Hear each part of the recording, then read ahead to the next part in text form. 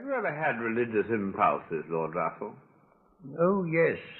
When I was adolescent, I was deeply religious. I was more interested in religion than in anything else, except perhaps mathematics. And being interested in religion led me, which it doesn't seem often to do, to look into the question whether there was reason to believe it. I took up 3 questions. It seemed to me that God and immortality and free will were the 3 most essential questions. And I examined these one by one in the reverse order, beginning with free will. And gradually I came to the conclusion that there was no reason to believe any of these. And that I thought I was going to be very disappointed, but oddly enough I wasn't. But how did you come to convince yourself there's no reason to believe in any of these 3 things? Well, over free will, I think the argument was not a valid one. And I don't any longer think it was at all conclusive, but I thought that because I thought that all the motions of matter are determined by the laws of dynamics, and the motion of a man's lips when he speaks must be so determined so that he can have no control over what he's going to say. I don't think that was a valid argument, but that convinced me at that time. About immortality, well, it seemed to me quite clear that the relation of body and mind, whatever it may be, is much more intimate than is commonly supposed, and that there's no reason to think that a mind persists when a brain decays. And as for God, well, there are a great many arguments that have been advanced in favor of the existence of God, and one and all I thought and still think that they're invalid, and that nobody would have accepted such arguments if they hadn't wanted to believe the conclusion. Do you think that it is certain that there is no such thing as God, or simply that it is not proven? I don't think it is certain that there is no such thing. No, I think that it is on exactly the same level as the Olympic gods or the Norwegian gods. They also may exist, the gods of Olympus and the gods of Valhalla. I can't prove they don't, but I think the Christian God has no more likelihood than they have. I think they're a bare possibility. Do you think that religion is good or harmful in its effects? I think most of its effects in history have been harmful. Not all. Religion caused the Egyptian priests to fix the calendar and to note the occurrence of eclipses so well that in time they were able to predict them. I think those were beneficial effects of religion, but I think great majority have been bad, and I think they've been bad because it was held important that people should believe something for which there did not exist good evidence, and that falsified everybody's thinking, falsified systems of education, and set up also what I think complete moral heresy, namely that it is right to believe certain things and wrong to believe certain others, apart from the question whether the things in question are true or false. But do you mean there's a kind of censorship of thought that goes on, which prevents free thinking? I do, yes. I mean, if you take practically any school in the world, any school for boys and girls, you will find that a certain kind of belief is taught. It's one sort in Christian countries and another in communist countries. But in both, something is taught, and the evidence for what is taught is not impartially examined, and the children are not encouraged to find out what there is to say on the other side. Well, what is it that makes man, over the centuries, demand a religion? I think mainly fear. man feels himself rather powerless, there are three things that cause him fear. One is what nature can do to him. It can strike him by lightning or swallow him up in an earthquake. One is what other men can do, which is that they can kill him in war. And the third, which has a great deal to do with religion, is what his own violent passions may lead him to do, the things which he knows in a calm moment he would regret having done. And for that reason, most people have a great deal of fear in their lives, and religion helps them to be not so frightened by these fears. But the founders of religions, I say religions in the plural, have very little to do with what their followers teach. Very little indeed. To take an illustration, I've found that military men in this country think that Christian belief is very important in the contest with Eastern powers. And they think that if you're not a Christian, you won't be so vigorous about it. Well, I read the Sermon on the Mount over again, and I couldn't find a word in it to encourage H-bombs, not a word. Much of what you're criticizing happened a long time ago, but what about today? Oh, no, it's just the same today. This illustration I gave you about the H-bombs is certainly not antiquated yet. I wish it were. And I think that at this present day, religion, as embodied in the churches, in the main discourages honest thinking and gives importance to things that are not very important. Its sense of importance seems to me quite wrong. Now, when the Roman Empire was falling, the fathers of the church didn't bother much with the fall of the Roman Empire. What they bothered with was how to preserve virginity. That was what they thought important. Well, now... What did they do about that, sir? Well, they exhorted people and didn't bother about seeing that the armies held the frontiers or anything like that, or that the taxation system was reformed. They were occupied in founding monasteries and nunneries and so forth, and thought that far more important than preserving the empire.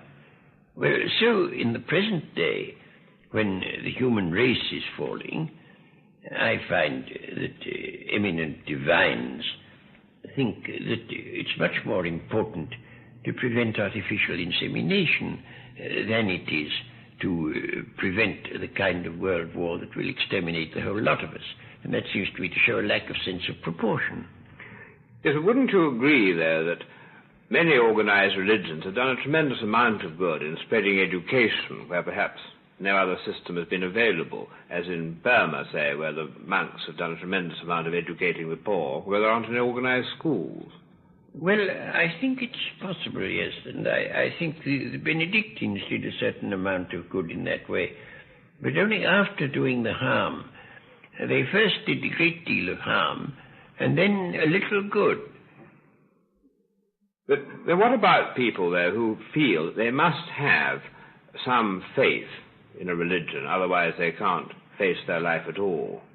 Well, I take that away. I say people who feel that are really, they're showing a kind of cowardice which in any other sphere would be considered contemptible, but when it's in the religious sphere, it's thought admirable. Now, take the whole question of the very dangerous condition that the world is in. I get letters constantly from people saying, oh, God will look after it. But he never has in the past. I don't know why they should think he will in the future. You think this is a very unwise doctrine to follow. It ought to be self-help rather than depending on somebody else to do it for you. Certainly, yes. But then if, though, a religion is harmful, and yet man has always insisted on having one, what is the answer? Oh, man hasn't. Some men have, and those are the men who are used to it. In countries in the land, for instance, people walk on stilts, and they don't like walking without stilts. And religion is just the same thing. Some countries have got accustomed to it.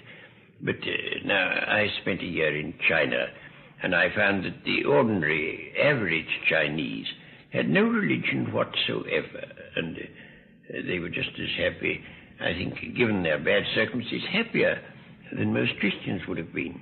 But I think a Christian would say that if he could convert them into being Christians, they'd be much happier. Well, I don't think that's borne out by the evidence at all.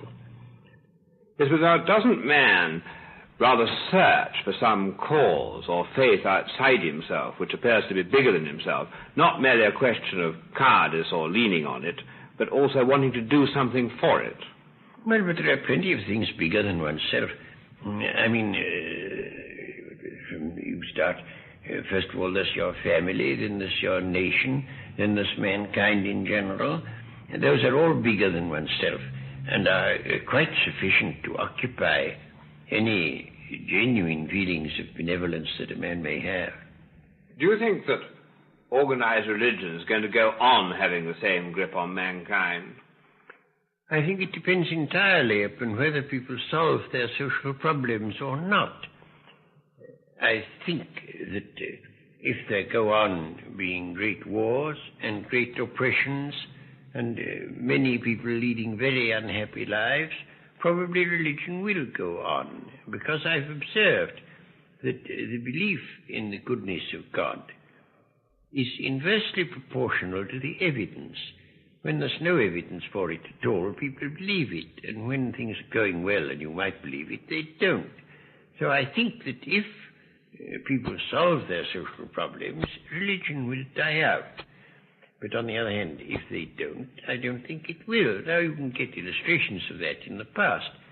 In the 18th century, when things were quiet, a great many educated people were free thinkers. Well, then came the French Revolution, and certainly English aristocrats came to the conclusion that free thought led to the guillotine, and so they dropped it, and they all became deeply religious, and you got Victorianism. And the same thing again happened with the Russian Revolution. The Russian Revolution terrified people, and they thought that unless they believed in God, their property would be confiscated. So they believed in him. So that I think you'll find that these social upheavals are very good for religion. But do you think that you and I are going to be just snuffed out completely when we die? Certainly, yes. I don't see why. I know that the body disintegrates, and I think that there's no reason whatever to suppose that the mind goes on when the body is disintegrated. Lord Russell, what is your definition of fanaticism? I should say that fanaticism consists in thinking some one matter so overwhelmingly important that it outweighs everything else at all. To take an example, I suppose all decent people dislike cruelty to dogs. But if you thought that cruelty to dogs was so atrocious that no other cruelty should be objected to in comparison, then you would be a fanatic. But do you think this has happened a great deal in human history, that large groups of people have been seized with fanaticism? Yes, it's happened at most periods in most parts of the world. It's one of the diseases of the mind to which communities are subject. Which would you say were some of the worst occasions? There have been various occasions one could mention. Take anti-Semitism. That is one of the most dreadful, because that's the worst manifestations of that are recent, and were so dreadful one can hardly bear to think of them. Well, that, though I know it isn't the right thing to say, it isn't considered the right thing to say, but anti-Semitism mainly came in with Christianity. Before that there was very, very much less. But the moment the Roman government became Christian, it began to be anti-Semitic. Why was that? Because they said that the Jews killed Christ, and so it gave them a justification for hating the Jews. I've no doubt there really were economic motives, but that was the justification. But why do you think people do get seized in large numbers with fanaticism? Well, it's partly that it gives you a cozy feeling of cooperation. A fanatical group all together have a comfortable feeling that they're all friends of each other. They're all very much excited about the same thing. You can see it in any political party. There's always a fringe of fanatics in any political party. And they feel awfully cozy with each other. And when that is spread about and is combined with a propensity to hate some other group, you get fanaticism well developed. But might not fanaticism at times provide a kind of mainspring for good actions? It provides a mainspring for actions, all right, but I can't think of any instance in history where it's provided a mainspring for good actions. Always, I think, for bad ones, because it is partial, because it almost inevitably involves some kind of hatred. You hate the people who don't share your fanaticism. It's almost inevitable. But then if it gets taken over by economic considerations, say that like the Crusades, then fanaticism disappears and perhaps does no harm. Well, I don't know. I can't think of any good that the Crusades did. The Crusades had, of course, two different streams in them, a fanatical stream and an economic stream.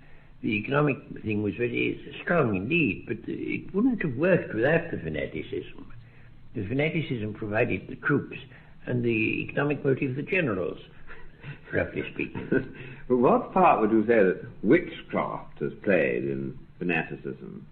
Oh, witchcraft played a terrible, terrible part, especially from about 1450 to about 1600, a little longer than 1600. Quite terrible part. There was a work called The Hammer of Female Malefactors, which was written by an eminent ecclesiastic and inspired the most mad profusion of witch hunts, which the people themselves believed. I think it's very likely that Joan of Arc believed she was a witch. Certainly a great many people condemned as witches did believe they were witches. And there was an enormous spread of cruelty. Now, Sir Thomas Browne, you would say, when you read his works, he seems like a very humane and cultivated person. But he actually took part in trials of witches on the side of the prosecution, and he said that to deny witchcraft is a form of atheism, because after all the Bible says, thou shalt not suffer a witch to live.